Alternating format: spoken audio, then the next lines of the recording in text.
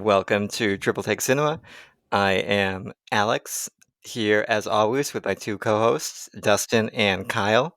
And today we are talking Martin Scorsese Part 2.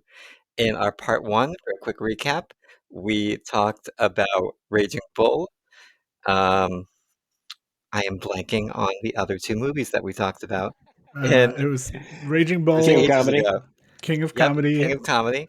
and Mean And Streets. and Mean Streets was number 3. How could I forget Mean Streets and King of Comedy? Well, today we are getting a little bit into the 90s and 2000s because we are talking about The Age of Innocence from 93, Bringing Out the Dead from 99, and Silence from 2016. And I wanted all 6 of these movies to be blind spots for me, but I picked these 3 because I wanted to try 3 kind of very distinct genres for Scorsese. Age of Innocence being more of a period piece, chamber drama, Bringing Out the Dead being kind of a drama, horror, comedy hybrid, and Silence being kind of a historical religious epic. And I definitely have thoughts on all 3 of these, but I would love to hear from you guys first. Kind of what was your relationship with these 3 films? And I guess a broader question, do you feel like you have a better handle on Scorsese as a filmmaker after watching these 6 movies? Dustin, what about you? So I had heard of two of these. I'd heard of Bringing Out the Dead, and I had heard of Silence. I had no concept that Age of Innocence existed, and had I seen a trailer for it or seen the cover art for it, I would never have thought it was Scorsese. So like just no connection to that whatsoever. Bringing Out the Dead was like kind of loosely on my radar as like something that I should watch because I like Nick Cage and it seemed like kind of something up my alley. And then Silence I was like familiar with, but I'm not religious and not a big fan of religion, and so it kind of felt like something like I would have never watched it had it not been for this podcast. I just had no interest in it, and like that kind of story. Like we've talked in the past about how like Japanese Asian film is generally not something that I gravitate to on my own naturally unless it's maybe like South Korean horror or something like that. So and I know that Silence isn't necessarily like it's not Japanese made like Scorsese made it, but obviously it takes place in Japan and everything like that. So yeah, I would say like most familiar with Bringing Out the Dead and Silence, but I like barely even knew what Bringing Out the Dead was about or anything. And yeah, but I would say like yeah, I mean I think this suite of three in particular definitely like shows a big range for Scorsese in my understanding of him as a filmmaker. It makes me kind of want to go back and like revisit like Hugo and a couple other kind of like odd ones out in his filmography that I'd seen, and then obviously like kind of tick off the other stuff because now that list of what he's made that I haven't seen is getting even shorter. But yeah, that's my thought. How about you, Kyle? Yeah, I had I heard of all these movies except I think for Age of Innocence, but it has a title that just feels familiar. Maybe because it's so period piecey. And I actually had watched Bringing Out the Dead when I was far too young. I remember a VHS of it, so that gives you an indication. But I don't remember getting through it, and I also don't remember. I don't. I'm pretty sure I did not know it was a Scorsese when I watched it, and that also goes for Silence. When you picked this, I didn't realize that I had already watched this movie quite a few years ago, and also didn't know that it was Scorsese when I watched it. I'm not. I think I was probably drawn to the general thrust of the film to watch priests or watch people denounce their religion as like when this movie came out. I would have been like, oh yeah, that's interesting, like time period and whatever. But I don't think I knew it was Scorsese when I watched it. So when it came on, I texted both of you like, oh, I have seen this movie. And then I was on the journey for a couple of viewings to try to watch that film with a little bit more intent. But yeah, do I feel like I have a better? I feel like I definitely have a better understanding, picture, portrait of who Scorsese is as a director. I don't love it. I guess the more I watch of his, I'm torn, frankly, because it's clear that Scorsese seems to li- like a certain he gets interested in something and he makes a movie about it, or he gets interested in a genre and he wants to make a movie about it, or he wants to make a movie about something that kind of challenges him or pushes his boundaries a little bit. So in the one sense, I do appreciate having a little bit more of an understanding of that and not just from Hugo, because there was this loose framework in my head of Scorsese does mobster movies and then broke out and did a 3D Hugo and everyone was, oh my goodness, and watching Age of Innocence and watching Silence and like you said, Dustin, it does show the range, and it is. I respect the ambition as well to do such wide ranging types of movies and to work with a lot of different kinds of actors, frankly.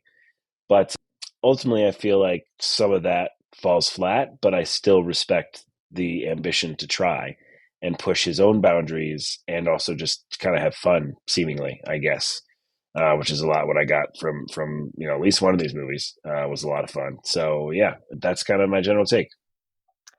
Yeah, that kind of rings true with my experience too. I think there are times when Scorsese is more successful than others with playing with different genres.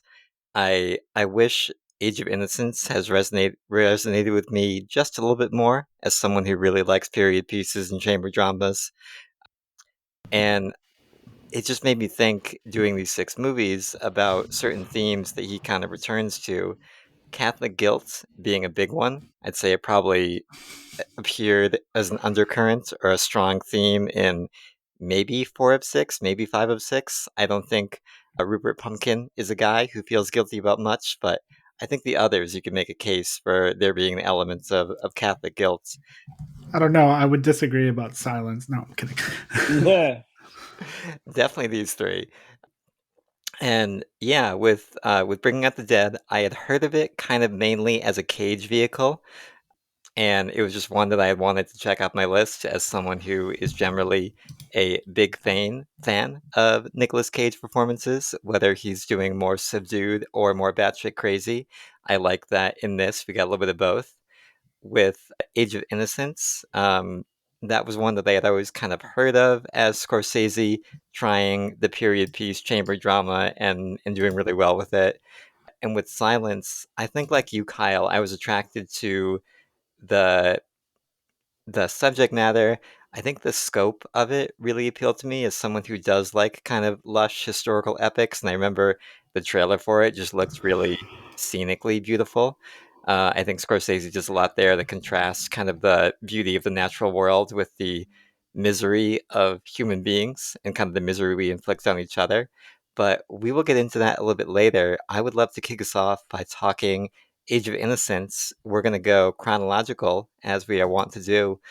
So let's don our best top hats and overcoats and get into some 1870s high society New York. Dustin and Kyle, what did you guys make of Age of Innocence? You, Really didn't like this movie. I had a feeling. I had a Really feeling, and didn't I like. think I know why. But I go continue. Yeah, no, I didn't love this movie. I think just to yeah have my own personal biases out there. I'm not too interested in period pieces in general, but trying to kind of put that aside, I guess I never. There's a couple of things. One is that it seemed like this movie, and frankly, this is something that I think is a part of a lot of period pieces, and makes it difficult for them to breathe, especially in a short time frame. Which is why some of the most successful period dramas or whatever that I have liked are long form shows or miniseries. So yeah, there's a lot of internal monologue in this story in general. And that's both like the voiceovers that exist, but then just so much of it. And Scorsese did try to get at that. He did try to get into that world with some of the camera work and some of the just the way he gave some information. And there are, like, if I'm recollecting, there are two moments in this movie that I really liked that I thought were good. One was the light on Michelle Pfeiffer's character, Countess Ellen. The Hmm. light on her at the theater was exceptional in that one scene. That was like that shone out. I mean, truly and literally and figuratively, right? Like it. That was like a big. I mean, that just brought my eyes in. That really focused my attention. That really, it just that was awesome. And that's where I could kind of notice like some true craft. Then the other one is the scene that plays in Newland's mind when he's wishing Countess Ellen to come up behind him and touch him because no one's touching each other because it's a period piece, so it's all very held back. It's all unrequited in many in almost every scene, but other than that, it just seemed like there wasn't enough dialogue or enough chemistry as well. I felt like the chemistry between Michelle Pfeiffer and Daniel Day Lewis just wasn't there for me, and frankly, it wasn't really there for me with him and May Wheeland and Winona Ryder's character. So that I think was difficult. I maybe it's the expectations that Daniel Day Lewis has given to me over his career of just annihilating everything he sinks his teeth into, though I have not seen My Left Foot, and I need to.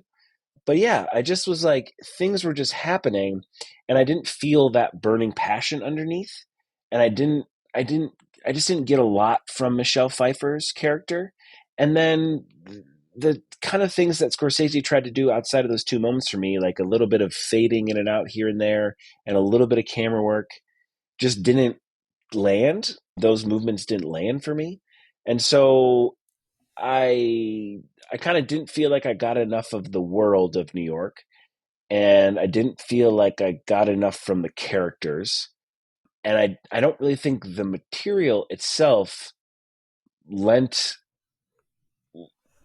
gave a lot for Scorsese to work with, and so it was kind of the whole time I'm sitting there being like, why did if he wanted to do this genre, why did he choose this one to like do it, you know?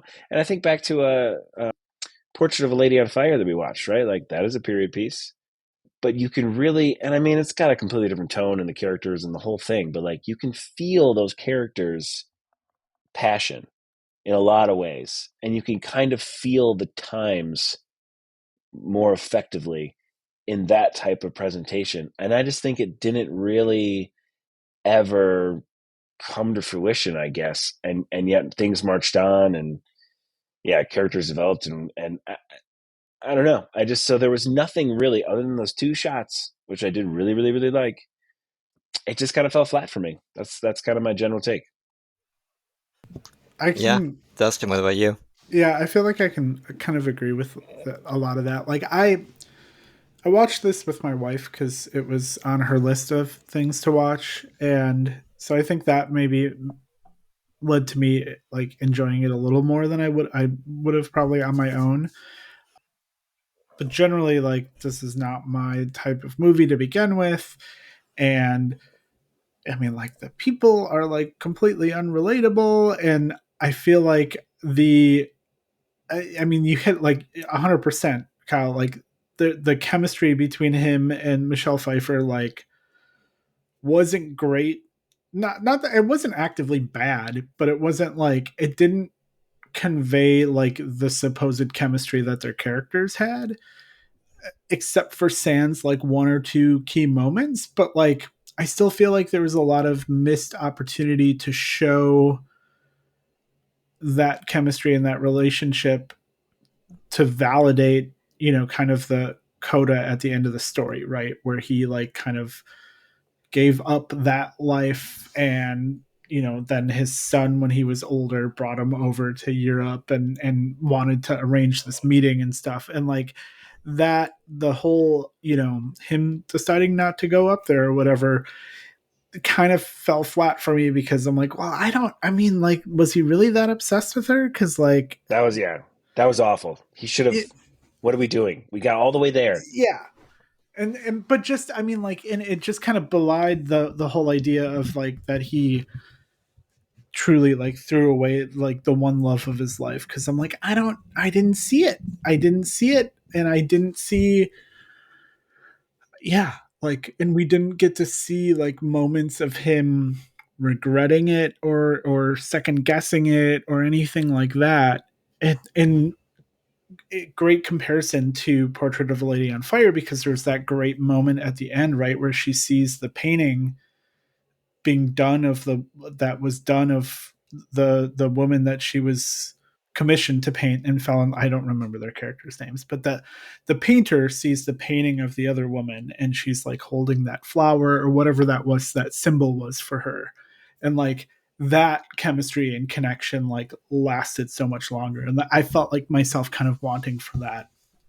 And then I didn't. I there's just a lot that felt kind of like rough around the edges here in terms of like edit. There's one scene in particular where there was just like some, you know, the faces were editing and they were changing like the background or something. I feel like that happened like it happened in like rapid succession, and I'm like, this just looks like somebody screwed up and it made it to print.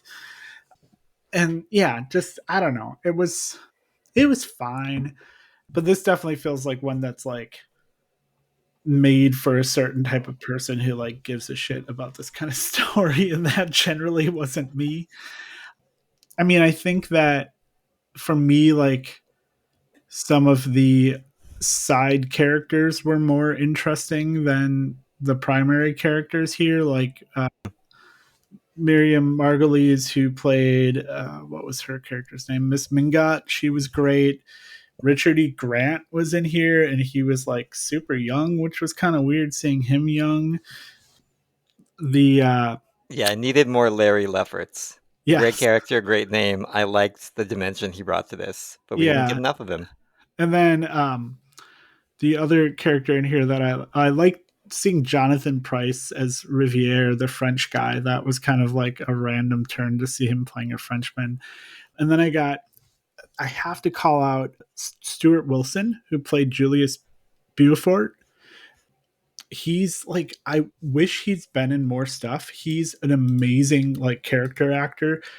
My first exposure to him was in Teenage Mutant Ninja Turtles 3, the one where they go to feudal Japan, and he's like the English guy, like the big baddie in that. Love And that. he just like chews scenery like nonstop. He was also in a really great action movie in the early 90s with Ray Liotta called No Escape, where he played a villain in that and was phenomenal. So I always get a kick when I see him pop up and stuff, because I feel like he's like underappreciated as a really good character actor. But yeah, I feel like, I mean, Daniel Day Lewis is always great and he was fine, but it was kind of hard to understand like what the hell his motivations were a little bit too. And like, I don't know, I just feel like we were getting flashes of these characters in their lives, but never really getting a good kind of lay of the land of like what they're emotionally feeling outside of these individual flashes and things like that. And it just, I don't even want to say it left me wanting more. It just left me like kind of wondering why, in the same way that you described it, Kyle. Yeah, and I mean the wondering why as well. I mean that this is one of those things about Age of This is a book, I assume, It is right? adapted Yeah, by a from the Pulitzer Prize winning novel by Edith Wharton. from the interesting. 20s, from 1920, so that kind of From explains it a little 1920. bit Yeah, too. so it's interesting. I was actually talking to my nephew recently about comparing two movies and why one was potentially saying more than the other one, and it was because one was a character in a time and place. It was modern and it wasn't tied to reality, and the other one was a story of an artist group that was in reality. It was Straight Outta Compton and 8 Mile is what we were talking about, and I just would have loved if Scorsese was like, "Yeah, I don't really care about this book. Like, what I want is this conversation."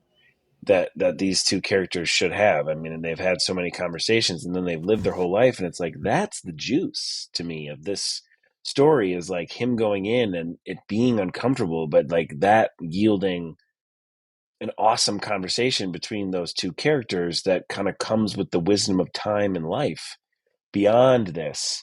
And so that was just so disappointing. And I didn't know what was going to happen because I haven't read this book, but that was just so disappointing. And yeah, before I want to hear your thoughts on everything, Alex, especially the ending. I think it's because of when I grew up and movies I saw Michelle Pfeiffer in, but Michelle Pfeiffer is a modern woman. I think she has a hard time pulling off that time period. You know what I mean? Like that's a ridiculous thing for me to say in a lot of ways. I admit that. And maybe it's just because I saw her in Gangster's Paradise and Colored whatever. everything after that. Of course. But like she just has this very 90s sharp features type of look that for me, and again, I'm sure it's when I grew up, but like it just, I don't know. I kept seeing her and I was like, you are out of place here. Like Daniel Day Lewis is not. And all the other characters, like you can gussy them up to make them have all the pomp that period requires. But like I would Michelle That, argue Pfeiffer that just always doesn't that felt, kind of yeah. work for her character I though? was just gonna say I She's feel kind like of an that's iconoclast. that was my thing, and maybe not If to there's the chemistry, if there's chemistry, it would have. But it, yeah, yeah. I mean, I think I fall in the mid ground there. Like I hear what and agree with what you're saying, Kyle, but like Alex said, like I think that her character like that gets her a little leeway with her character, but she misses the other notes on it, so it doesn't ultimately net out. Kind of a is one way to put it. But that was something I thought about too. Is like she's kind of rough around the edges, for lack of a better term. But not even that's not even that is really a bad term. She's just like kind of like an odd one out, and that kind of works for her character. But like again, maybe not in the way that it's supposed to. Like she kind of feels almost like she's supposed to be like the Kathy Bates character in Titanic. Remember, mm, like Kathy Bates mm-hmm. was Rose's mom's friend who was like American and like, or well, they were all American, but like, The unsinkable Molly Brown. yeah. And I feel like that was what her character, Michelle Pfeiffer's character, was supposed to kind of be like, and we got that a little bit, but ultimately, yeah, I think some of that was maybe her shortcomings as an actress. I don't know. I think I've only ever seen her in Batman 2, Batman Returns as Catwoman.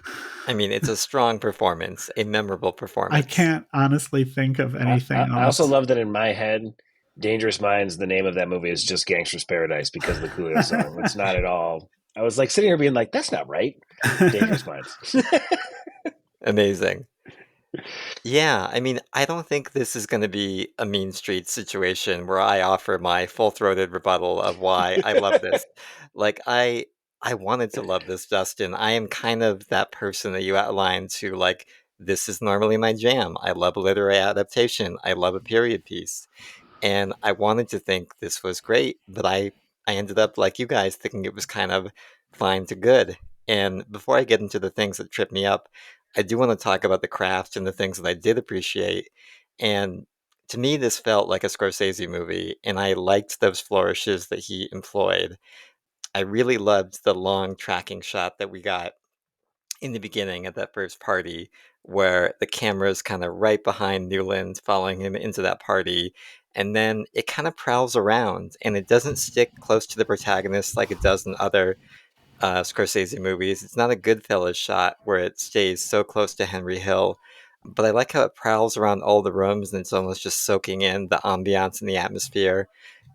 And I did love the atmosphere and the vibes of this movie, like costume design, set design, all just fantastic and lush and wonderful.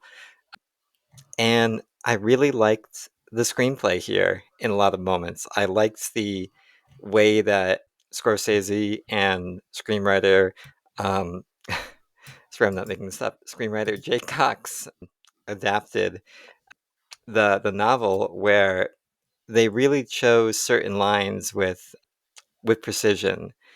And I love the narration that we got from the narrator, where we have that great line about Americans, you know, rushing to leave entertainment just as quickly as they arrive at it, or the way it characterizes Mrs. Mingus, are just all really great moments of writing. And I think as an adapted screenplay, it's strong in selecting those moments.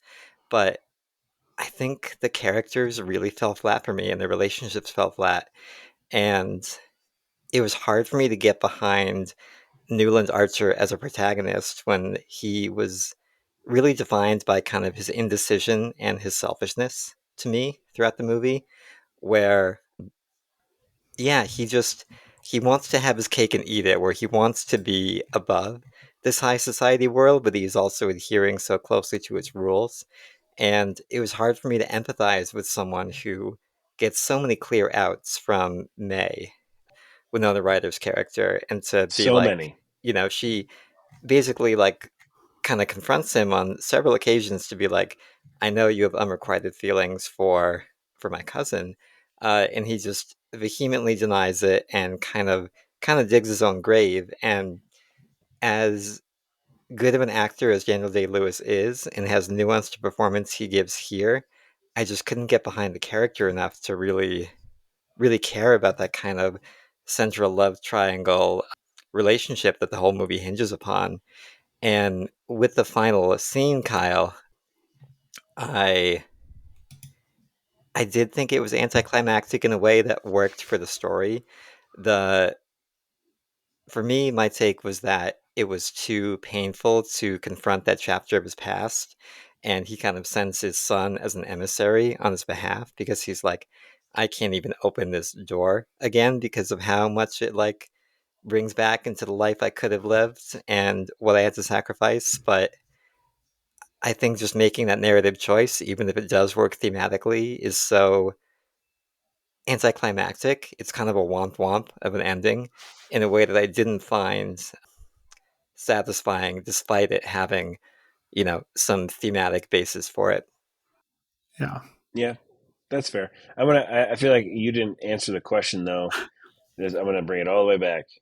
I'm curious. Did this movie like? Do you feel like you? I'm gonna ask the Scorsese question. Like, that do you feel like you got a lot more out of Scorsese with these viewings and like maybe tie it? I don't know. Take it however you want. But I'm curious about your take on that after hearing what you thought about this movie. Yeah, I mean, I do think I get a better handle on Scorsese. I think like you, I got the sense of him as someone who really dives into a work and kind of becomes obsessed with fleshing out that world and with like, whether it's this or whether it's Silence and the 25-year quest he went on to make that movie. He really plunges himself headfirst, and I admire that, and I think it takes us to interesting places. But yeah, I wish there was more of a strong directorial stamp on this movie, even though I did just kind of praise those elements I liked, with the tracking shot, with the great cinematography and costume design and set design. So this one feels like probably the hardest for me to reconcile with the rest of his work, where it does feel like an outlier. Maybe that's because it's an adaptation. Maybe that's because it is a genre that he only worked in, I believe, this one time. You could kind of make a case for Gangs of New York taking place in a similar time period, but it's such a different Yeah, scope and such a different Yeah. genre. They're not really comparable. That is something I did think about with Daniel Day Lewis in particular being in both of those. I mean, I guess they are pretty similar in time periods. It was when I did think of it, it's like what I thought of like just as an interesting thought experiment would be, would Daniel Day Lewis's characters from both of those movies, like, did they coexist at the same time? Hmm. Like just obviously the movies weren't taking place at exactly the same time, but like, oh, like, did those characters exist in the same universe? That's kind of a weird thing to think about because it's two very different sides of New York City that we see. So Yeah. So yeah, sorry to Kyle, interject. I this is the one that I couldn't square with the rest of his filmography. And I know a lot of people really passionately, love this movie and think it's one of his greatest. Um, For me, it's probably the one I'm slightly more lukewarm on. And while movies like Raging Bull may have triggered a stronger, I guess, negative response in me because of how much I found the central character in that frustrating, I would be much more eager to revisit that than I would be to revisit Age of Innocence. Yeah. Yep, Yeah, for I sure. feel like any other of his movies that I've watched that I didn't love, like Mean Streets or Raging Bull, I feel like I could probably wring more out of a revisit of those than I could with this. I feel like I got everything I'm going to get out of this movie in one viewing for sure. Yeah. One thing I did appreciate, which I want to call out, is he uses this cool technique where you have a character reading a letter and he's kind of Mm, showing them speaking directly at the camera as they're reading the letter. And I was looking that up, and Greta Gerwig apparently liked that so much she stole it for Little Women. And I thought that was Little a Women. Yeah. nice little directorial flourish that I wanted to see more of. Should we call a quorum on Age of Innocence and move on to Bringing Out the Dead? yeah, I said so. Let's do it. Yeah. Let's do it. Fantastic fucking soundtrack. I love the soundtrack to this movie so much. Yeah. Yeah, this one was pure Scorsese all the way. And I love this movie. I will give a mini spoiler to our rankings at the end and say this is my favorite of the three. But I would love to hear, Dustin and Kyle, what you guys made of Bringing Up the Dead. Yeah, I mean, I just like this was a fun, like dark fever dream of a movie in a way that like is pretty relentless, but I feel like everybody in this movie is firing on all cylinders, and that doesn't necessarily mean like with Nick Cage, like for me when he's firing on all cylinders there's nuance to his performance, and that kind of like seesaws in this movie from like the extreme like roided out Nick Cage kind of thing to like more melancholy, and like that's what makes his character and performance so great in here. But like everybody I feel like and the supporting cast is just like hitting it out of the park. But I really want to give like a cut, like this is a fantastic Tom Sizemore role, like RIP, like he plays fucking unhinged so well, and just like kind of like scary like dark characters, and like I thought he was great in this. I thought I'm a big fan of Cliff Curtis, who was like the drug dealer dude that got impaled on the wrought iron fence, and he was great in this. And Mm, yeah, I just feel like this was like it almost felt in a way like I was watching a anthology movie with like two or three like shorter stories in a way that had like a connecting thread of being like Nick Cage and Patricia Arquette and her character and her dad kind of popping up again and again. But obviously it wasn't that. But I just appreciated like these kind of like windows into that life and that experience. And it's the camera work I thought was so great, like the whatever effect it is, like the bokeh effect or however you pronounce that, with like the lighting and the lights from the street lights and the headlights being kind of blurred and fuzzy and things like that. Like you kind of just felt like you were sitting next to Nick Cage and John Goodman or Ving Rhames in the like front seats of the ambulance and just like taking in the insanity on the streets kind of a thing. So I sat down for this expecting it to be to bother me, how like knowing it was going to be like a stressful movie. I was expecting to feel more stressed than I actually was watching it, and I think that was because despite it being a very stressful movie, like I was able to kind of I think, and it was a deliberate choice, like the soundtrack and stuff kind of like counters it in a little bit with like music that is familiar and kind of good bops or whatever you like to sound old. So that kind of put me in a good mood with it and whatnot. And just like, yeah, it was like, I don't want to call it fun because it's like deals with a lot of dark, serious subject matter, but like it was, I was constantly interested in seeing what was going to happen next and like how he was going to approach what happens next and all of that. So I love this. Like, this is one that I definitely feel like I'm going to go back to and watch again at some point. Yeah, oh, I totally feel comfortable calling this movie a blast, even though it's very heavy and deals with trauma and PTSD and burnout and, the survivor's guilt, like heavy, heavy shit. But there's so much levity and lightness and great performances that it really rounds it out. Kyle, what was your experience like with this one? Yeah.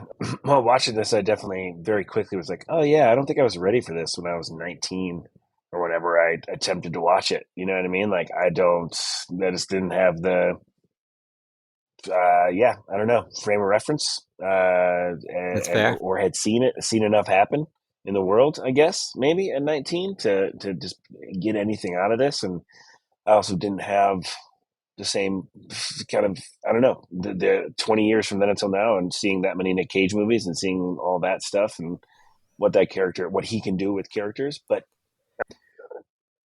it was interesting to, yeah, the movie really kept you on your toes. I think it also, like, I watched it at a very weird time for me, where when I was growing up, my sister and mother would watch ER. And that was not a movie, not a movie, that was not a show that I was allowed to watch at the time. I will always remind my mother that if she had let me watch that movie, I would actually be a doctor. And she's super fucked up. I bring it up constantly. And I say all that because I recently started watching The Pit, which is another emergency room drama, which is tremendous. I highly recommend it. Really enjoy it. But that movie, ER, to a lesser extent, because it's mostly about the doctors fucking.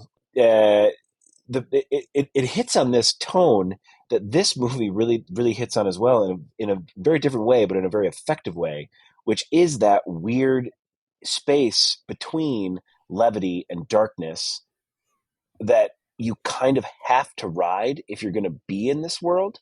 You know, if you're going to be an EMT, if you're going to be someone who does an ambulance, if you're going to be an emergency room doctor, like, and the strange, like, constant hopefulness, but also matter of factness, and then kind of bureaucratic aspect that goes into it. You know, like how the dude just wasn't going to fire him. I thought that was incredible, because it was both like a joke and also very heartfelt, when Right. it was going down, and that kind of, like, that encapsulates a lot of what this movie is. Like, it's a joke and also very serious and very heartfelt. And some of the scenes were I mean, there was a couple of scenes that I just rewound in the movie when I was watching it. I was like, nah, we're just gonna stop, rewind that. The main one being that Ving Rhames scene where he's praying, and they're I think they're giving him Narcan or whatever they're giving him to bring him back, and like that whole speech and like this willingness to have fun, especially with like Queen Latifah on the horn, and the interplay there. I mean, Ving Rhames, that of the episodes, as you referenced, Dustin, like, that was my favorite of the episodes, Mm, was the Ving Rhames episode. I think he was having the And most fun between John Goodman, Ving Rhames, and Tom Sizemore. Ving Rhames was having the ball with this performance. yeah. well, yeah, Well, and like to watch a Nicolas Cage movie where he's not one of those characters, that he's kind of the central character that is definitely having a time and is a little all over the place and does some interesting stuff. But like all his, like, Sizemore is unhinged, right? Like Ving Rhames is like kind of off his rocker, and but also, in it.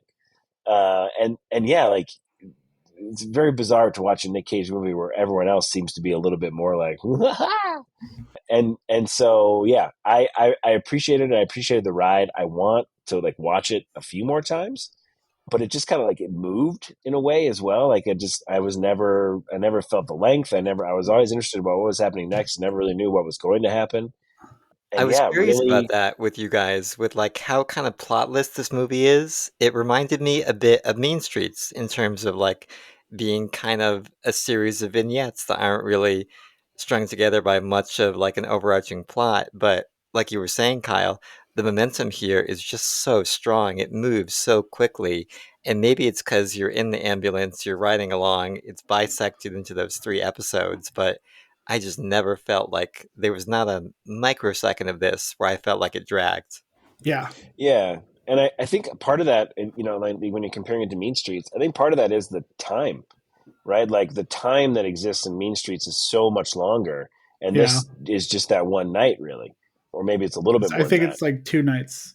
2 nights. Yeah, yeah. Yeah, Which is, I it's like guess, a the 48-hour fact that shift basically. okay, yeah, the fact that I don't really have a handle on that kind of speaks to us being put in that seat Yeah, next to him. that's kind And Right. of I yeah. like, yeah, and I liked, like there's and like how there's also because of the time, but because of this whole like, well, we got to do all this crazy stuff and save all these people's lives that maybe deserve it or maybe don't, and everyone's got a whole bunch of problems.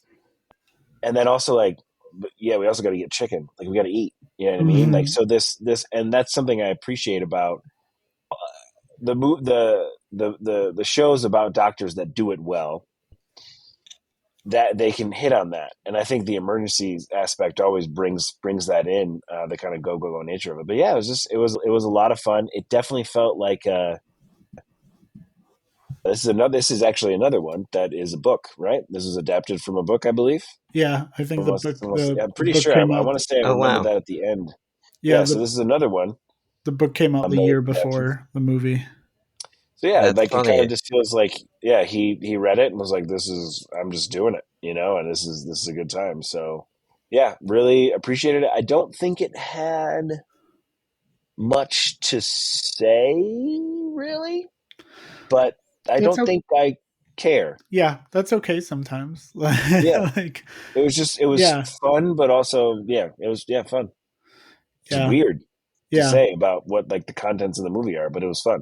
yeah. It I can't think of a better word. Like it was a fascinating, like fun ride to be on that was like buoyed by some like levity, but like dealing with a serious subject matter. And like, yeah, I feel like the fact that everybody, even Ving Rhames being Marcus in this like kind of crazy character, like I feel like everybody plays it straight. Like the Yeah. nobody's winking at the camera or anything. And so like that keeps you grounded in it, as because I feel like it wouldn't be the same to me if one person was clearly like, hey, isn't this wild, kind of a winking at the camera. But the fact that everybody's like on the level with it and plays it straight just makes it feel more. Yeah, I just felt like I was there and just kind of like on this ride, and like it's like, did I take an edible or something? Because like I don't know what's coming up next, but oh, okay, it's this, it's that. Like, um, yeah, and then damn, that soundtrack just like.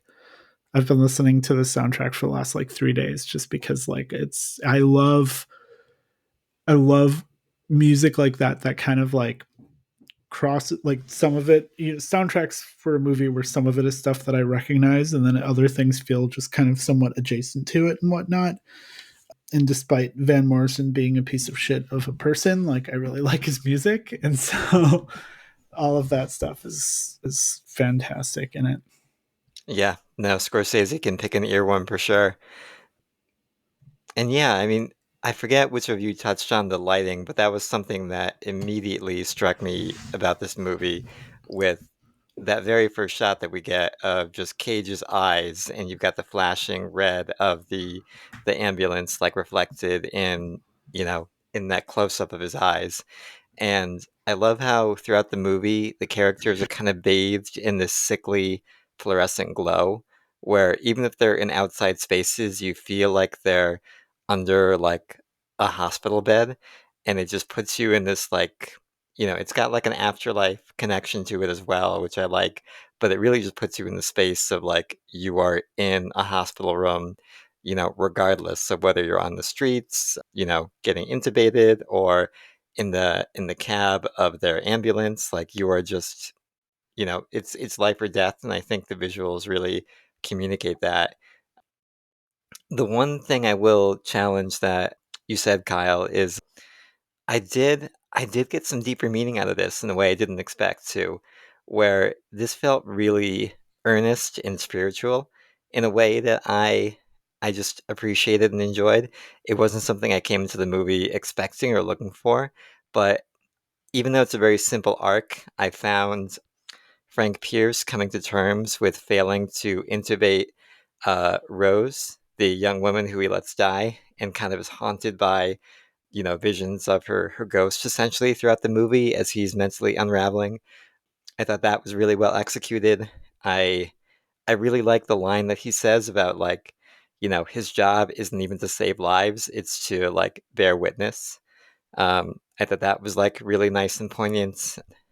Yeah, I just think it touched on some deeper ideas about death, about like being there when someone dies that yeah, they made an impact on me while being funny as all hell. I love the scene where he's talking to his superior and he's like, I wish I could fire you, but my hands are tied. And Nicolas Cage loses it and just freaks the fuck out. And it's just so many great Yeah.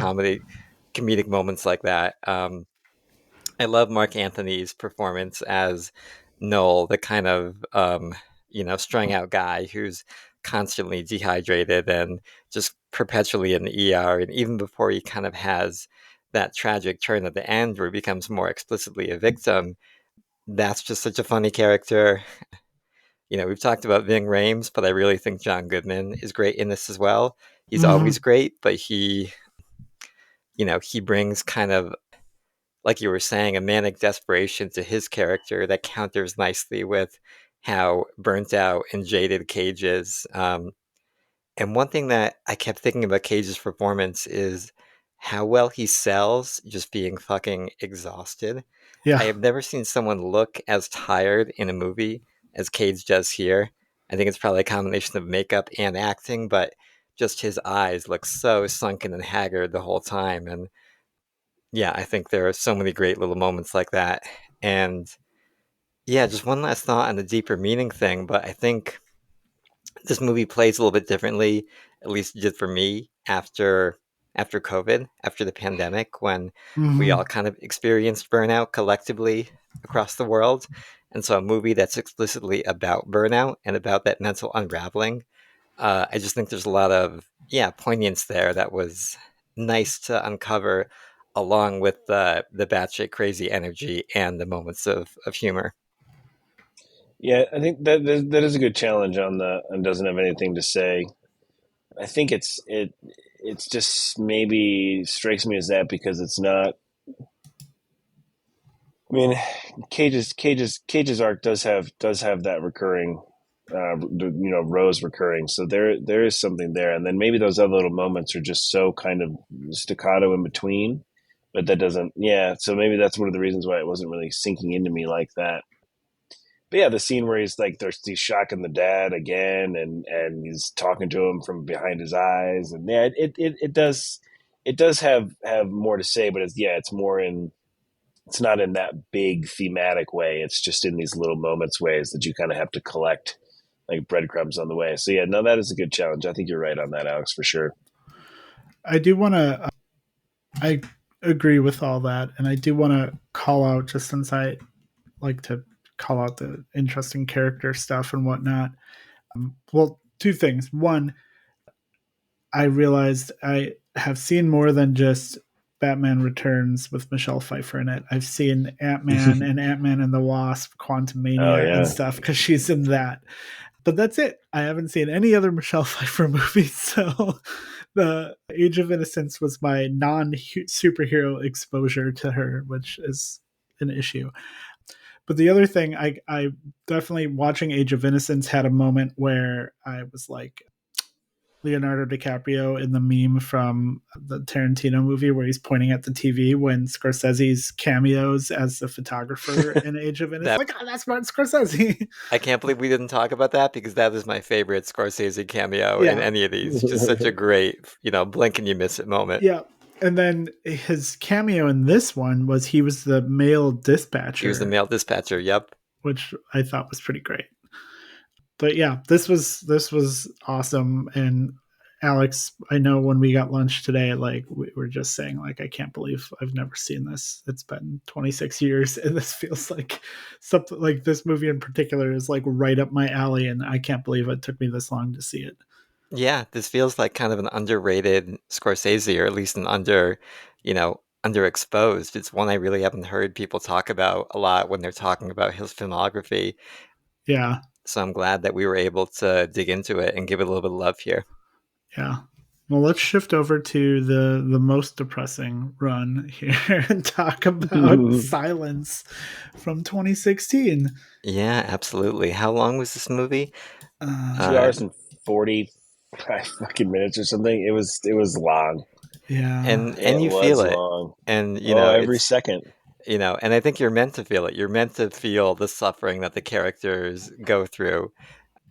But I guess I'll kick us off with this one and just tease that I I really enjoyed Silence. Its heavy themes and like kind of, the suffering of its main characters aside, I liked how visually lush and rich it was. I love the camera work. I think I knew I was gonna like this movie when we get a very early shot where we're watching their boat with Adam Driver's Garupe and Andrew Garfield's father Rodriguez going over to Japan, and you've got this beautiful shot of the boat on the water. Then the camera pans up, and you get like this gorgeous shot of the sky, and there are so many great just landscape moments like that in this movie that, made me just kind of, you know, blink and be like, whoa, that is a beautiful image on my screen right now. And even though there is kind of a one noteness to the suffering, where there's a certain way that the scenes in this movie play out where you can kind of tell how they're going to play out in the future. Once you know that Andrew Garfield's Rodriguez is going to resist renouncing his faith and, kind of deny the Japanese inquisitors the satisfaction that they're looking for, you're going to witness the villagers kind of being tortured in various ways, and finally at the end he does relent after maybe the two-third three-quarter mark, but I still found all of those individual scenes totally compelling and gripping for the way that they were crafted. I think the scene where the uh the farmers are like strung up kind of basically on crosses kind of out in the high tide as the water is rising, I would put up there with one of Scorsese's like best sequences just in terms of how it's filmed and constructed. So even though I did find it a little bit repetitive in terms of the the actual narrative being conveyed, I thought the craft was just so, you know, untouchable here that I enjoyed this watch despite it being a brutal sit at the same time. But Dustin and Kyle, before I get into it more, what did you guys think of Silence? I I definitely, as I referenced as to why I would have watched this movie previously, just like just a lot of anti-religion in me. I there's it is long. It's tough to watch. Like you said, some of that continue to go on and continue to go on. I but I do kind of side not with the methodology and the just wanton killing of people, but I do side with the Japanese when it comes to like the things that are being battled on screen here, which is interesting. Like from the beginning of it, with those two stupid young priests being like, "Yeah, we're going in. We have to go in. We have to go. We got to go get our dude, and we got to help people be Catholics in Japan." And I'm like, Just the "Fuck fucking off." arrogance on Yeah, display. just so there's a lot of, oh man, this sucks to watch and sucks to watch unfold, but there's also this other aspect for me. It's just like, oh yeah, you're getting what you deserve, and it's really too bad you've brought all these people into this, and that sucks. And that, like some of those conversations, like especially once the Inquisitor's character really comes to the screen and starts talking, a lot of those interactions are wonderful, and I think I agree. really hit on a lot of like, what are you doing? Like, what is wrong with you? And then how they're learning how to be better at not just killing people or not just killing priests or not just like, like they're like learning how to try to cut this out of their nation. Uh, yeah, I kind of liked all that in terms of just the Catholics getting what they deserve for essentially trying to take over the world, which they were largely successful in for large periods of time.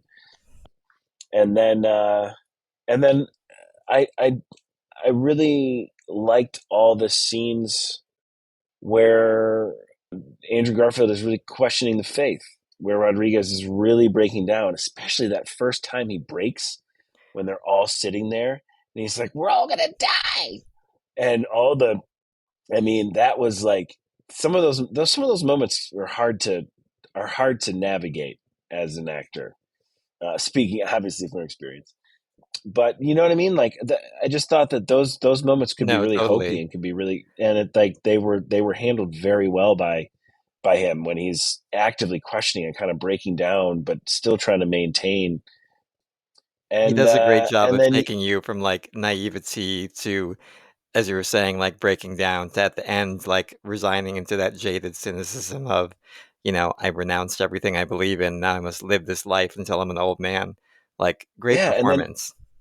yeah, and when Liam Neeson's character comes in and all of their interactions and all that he's trying to say to try to get him over this line and just make him realize like this is all stupid and made up, like you're just all these, like was great. And then an intense amount of anger at the final scene where he still has his faith when he's dead and dying and burnt or whatever, because like, just so angry that after all of that and living in that world and seeing a whole different way of life, that yeah, I mean, call it what you will, but like I'm just so angry when that he has kept the faith, that he has, in my opinion, learned nothing, and maybe the Japanese have learned nothing as well. But I don't know. It's just it's deeply unsatisfying at the end, that final scene for me. Although it does hit on the character, so I can't really. I don't know how I feel about it when it comes to the story. I mean, it certainly feels justified, but yeah. And then, really, at the end of the day, I think my favorite little thing that happens throughout the whole thing is Kichichiro. Kichichiro, just that He was my constant. favorite character. I It's loved every so time he good. popped up. Yeah, and it's just such a. I think without that character, it Andrew Garfield's like it's such a ringing bell of the exact opposite of what he's trying to accomplish, but really teases, when he's taking that confession again and he's like, you could just tell he's like, God damn it, I don't want to do this. Like, fuck this guy. Yeah, all of that was very good. It is just long and it really puts you in it in a way that is very visceral and difficult at times. But I do think I think it's a movie that accomplishes its goal. I guess is really the short way to say it. So I'll leave it there and let Dustin or Alex talk. Yeah. I mean, I don't. I found this movie to be, not boring, but like deeply uninteresting. Like it's hard for me to feel like I'm not Christian. I'm not Catholic. I'm certainly not Catholic. It's hard for me to like find empathy for Catholicism in this kind of circumstance. And I mean, I think that's part of like the message the film is trying to convey. Like, how can it not be to some extent? So I guess mission accomplished in that regard. I mean, I think the performances are all really strong and really well done and nuanced. And um, I thought it was particularly interesting. The Inquisitor, I think I saw it right. The actor who played the Inquisitor, and I'm not going to try and pronounce his name, is also a comedian. And so I feel like that kind of shone through a little bit because his voice sounded kind of goofy and his responses were kind of like unhinged in a way sometimes and whatnot. That totally tracks. That was gonna be something I brought up as something I really appreciated, is how there's that tinge of comedy to, the Inquisitor Inue's performance, and how, like, it is kind of this broad comedy role where he's got the goofy voice, he's got the exaggerated mannerisms, but I think it makes him more menacing Yeah, as an absolutely. antagonist, and he's genuinely funny and insightful, and I think there is, like you were alluding to, Kyle, philosophical depth to his counter arguments, to be like, you know, I love the story he tells about the mistresses representing the different nations, and yeah, just a great little character that blends comedy and villainy. Does this movie pass the Bechdel test? It's an excellent question. What is the Bechtel test? It's the idea that The one. it's like how it's not a let me pull up the definition of My it. understanding, I'll let you read the official definition, is when there's two female characters who have a conversation not related They're to always men. talking about a man.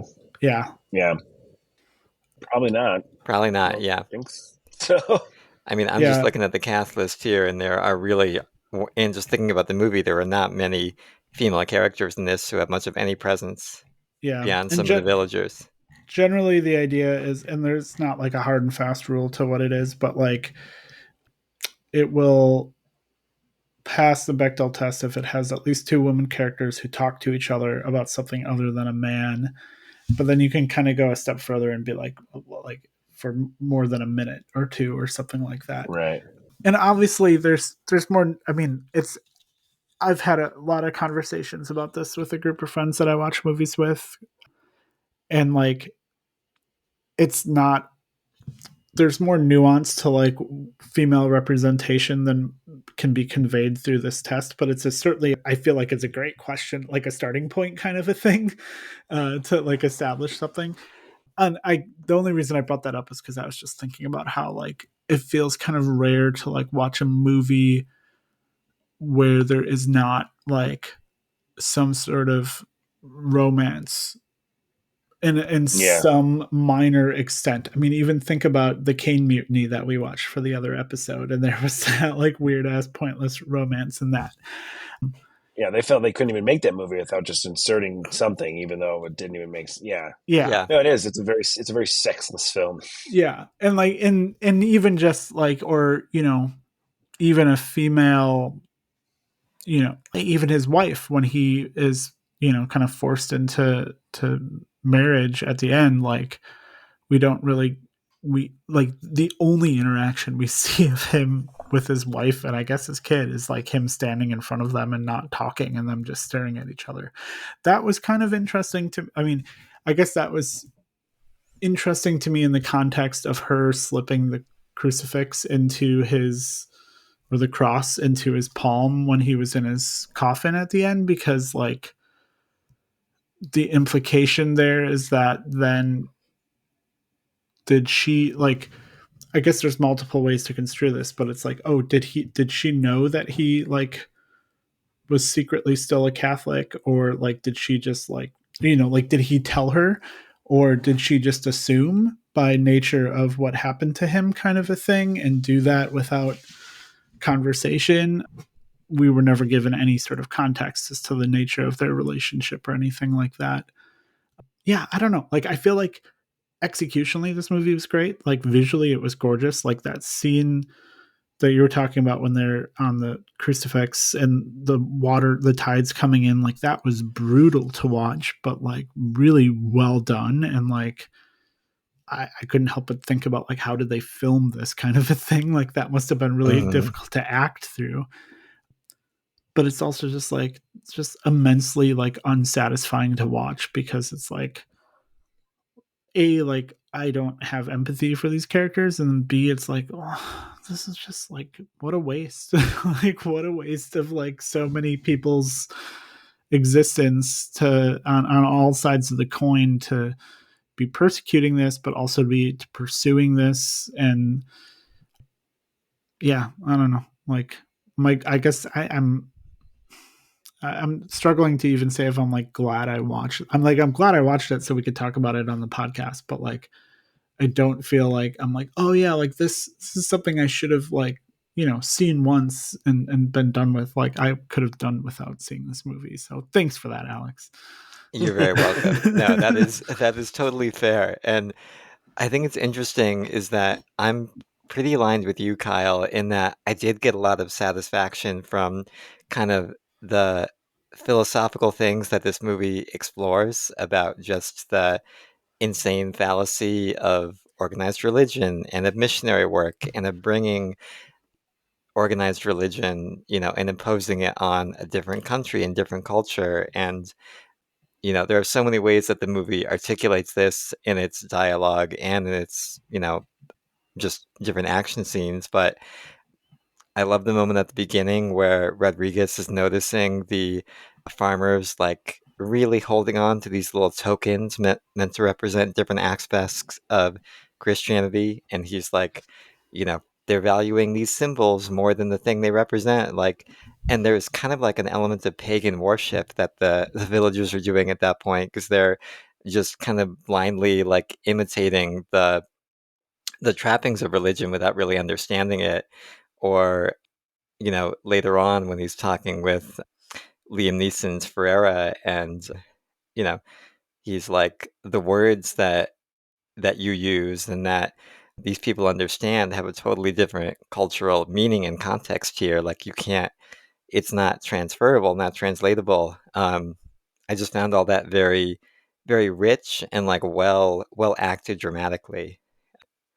And yeah, as someone who is like very critical of organized religion, there was a certain catharsis as a viewer in seeing, um, those arguments so well laid out, and kind of interesting when thinking about just Scorsese as a Catholic man, as a deeply religious guy. For him to kind of interrogate his own faith in this way, I think shows some mental fortitude and guts. Like the the Rodriguez like having the cross at the end and being like, oh no, he still had the faith the whole time, kind of leaves a bad taste in your mouth. But I can almost, give Scorsese that one for just how self-eviscerating the criticism of Catholicism is throughout the rest of the movie. What is the thing you mentioned about a 25-year journey to get to this? What's give me some of the making of this that you're referencing there, because that's it's always interesting when some filmmaker just can't let go of something and just keeps doing something, because like you said, like Bringing Up the Dead, right? The book came out and a year later he made the movie. Yeah, I And yeah. if I recall correctly, it was interesting. So he first read the novel in '89 when he was actually invited by Kurosawa to Japan to play a role in one of Kurosawa's films. He played Vincent Van Gogh. So then Scorsese snatched up the film rights shortly thereafter, and then kind of started developing it in 1990. But just different roadblocks and other commitments kind of came up and bumped into it until it finally made it into reality. Yeah, Hmm. no, that's perfect. Yeah, I am kind of curious to read the book that this is based on. I do think that interests me enough to maybe pick it up at some point. I'll let you guys know if I do. Have you guys seen any of Scorsese's other movies kind of in this vein of religious figures suffering through a crisis of faith? I'm mainly thinking Last Temptation of Christ Last with Willem Temptation of Dafoe, Christ, yeah. yeah, which I haven't I've seen. That's not probably actually. that's another blind spot for me. I don't know if I'm as interested in that as I was in this, just because Mhm. the scope of this, I think, felt more epic and more appealing, whereas I don't think I really need to see, I haven't seen many movies about Christ, but it just doesn't really interest me as a non-Christian. Um, but I am more curious now after seeing just how he deals with faith in this one. I haven't. Yeah, I I haven't, haven't yeah. seen it either. Yeah, There- Interesting. And there's another one he did called Kundun, about the Dalai Lama, and apparently that was kind of a bomb, but another interesting like one to round out that trio. yeah, that Yeah. feels kind of like a trio that, yeah, I have no interest in visiting, kind of a thing. Yeah, no, I was just thinking like what blind spots do I have left for Scorsese? And I think Casino is a big one for me. Haven't seen that. Yeah. Mm.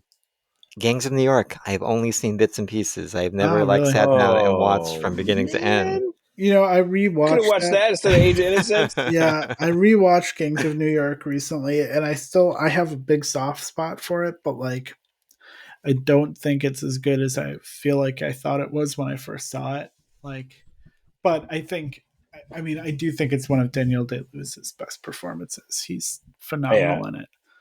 I think without Daniel Day Lewis in Gangs of New York, it might struggle a little bit to. Yeah. to hold itself up, but that doesn't matter because he's in it, so it fucking holds the shit out of it. And Leonardo DiCaprio is very good in it as well. Yeah, Yeah. there are some weird choices. I really want you to watch that movie, Alex. Yeah. I'm Cameron excited for it. Diaz kind of reminds me of like Michelle Pfeiffer in the same way of like somebody who isn't necessarily the best at capturing that era in a way. I think she's better than Michelle Pfeiffer at it, but Yeah, I see um, what you mean, though. yeah, I do see what you mean there. Casino.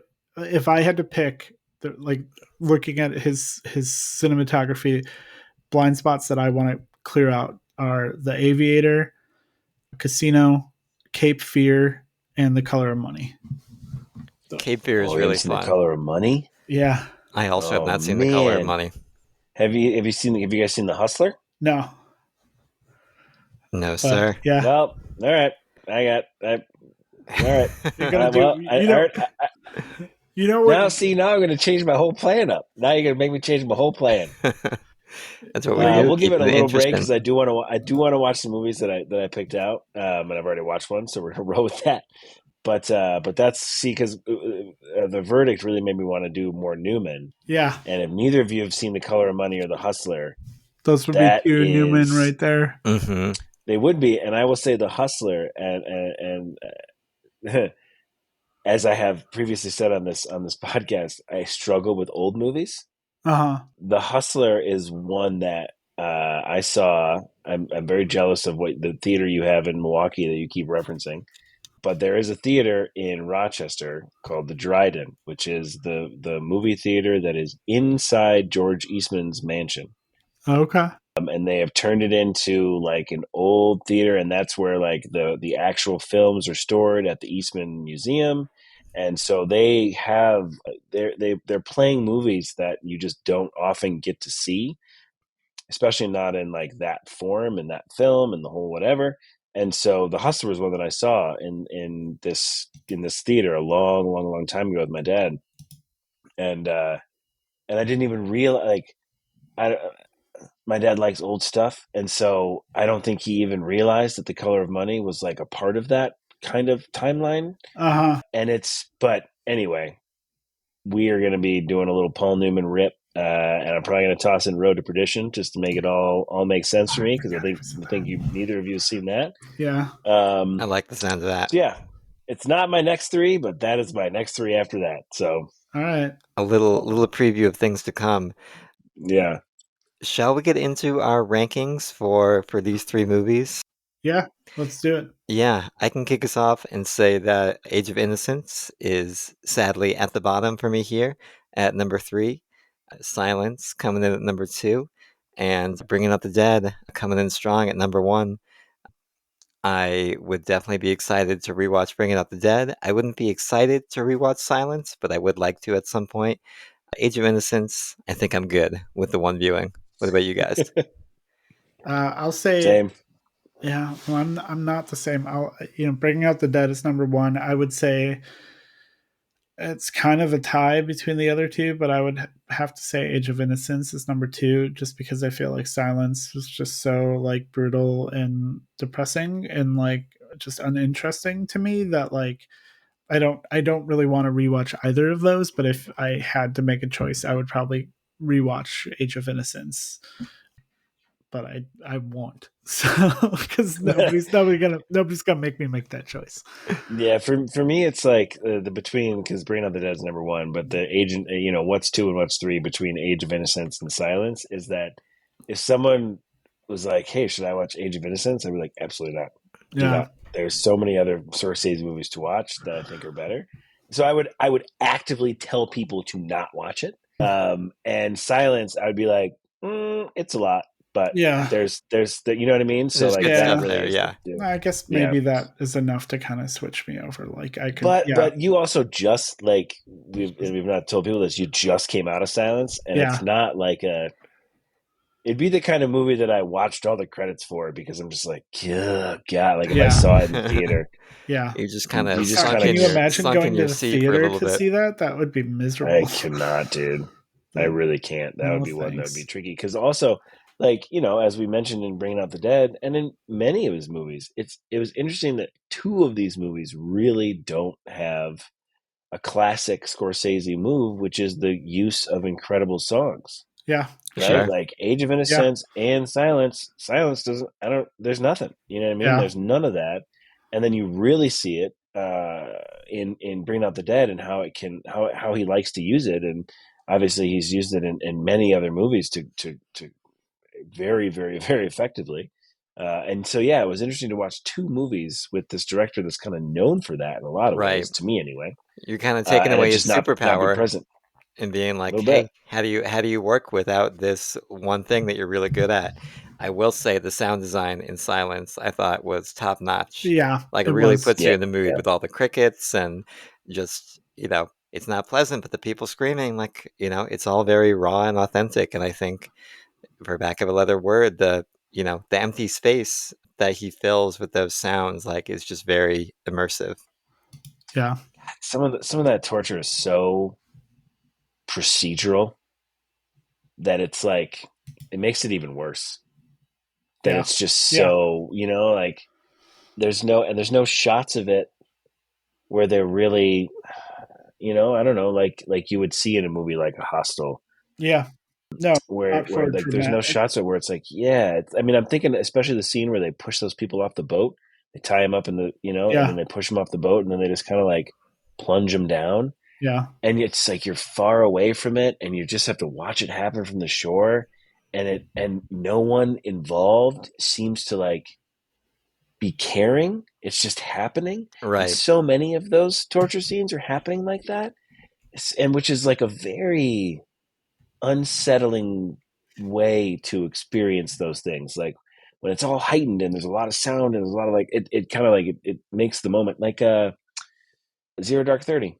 You know what I mean? Like that there's a closeness there with some of that torture, and part of that movie is about those people struggling with executing the torture, and you just get none of that from the Japanese.